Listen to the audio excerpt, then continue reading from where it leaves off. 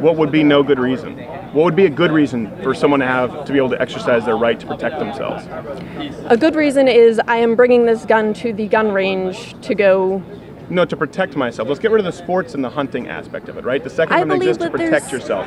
So why is it, again, I'm hearing, why does the government have the right, if I'm a law-abiding citizen, to tell me that I cannot protect myself with my firearm?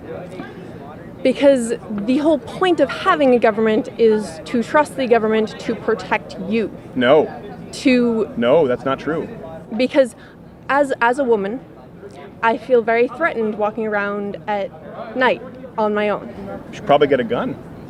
I have an app on my phone where I can set it up where one touch brings the police to my location, and it actually alerts the police that I might have a call when I click a certain button. Like if I'm feeling somewhat threatened, I click one button. Let me ask you a question here real quick. Let me ask you a question. The police come. What would the police be able to do that you wouldn't? They are able to physically, if not intimidate, then But let's say it escalates. With this. Let's say a very violent attacker, okay? You call the police.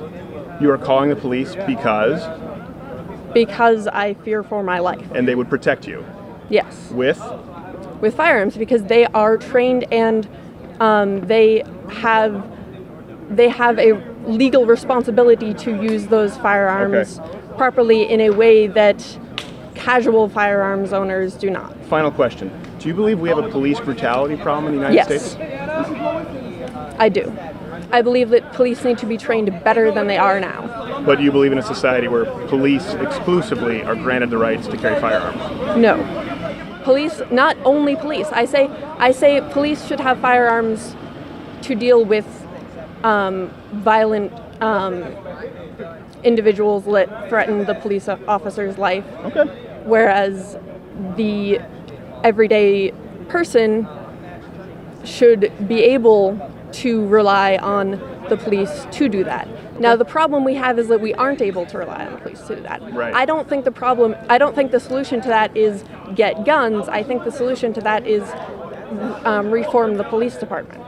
I disagree with you. Do you think that maybe after this conversation, hearing some of the things that you said, talking about how you believe it's the job to trust the government, and then have talked about inherent corruption in the government police force, I would encourage you and hope that maybe you would reconsider some of these stances moving forward about having a society where only the police have the right to carry firearms.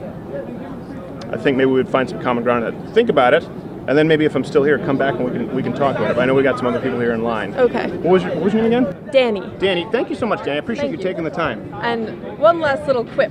I'm also particularly vulnerable to police as a disabled trans person. So I do really understand the police brutality issue. Right. But I think that guns aren't the answer. So thank you. Thank you. It just isn't done that way.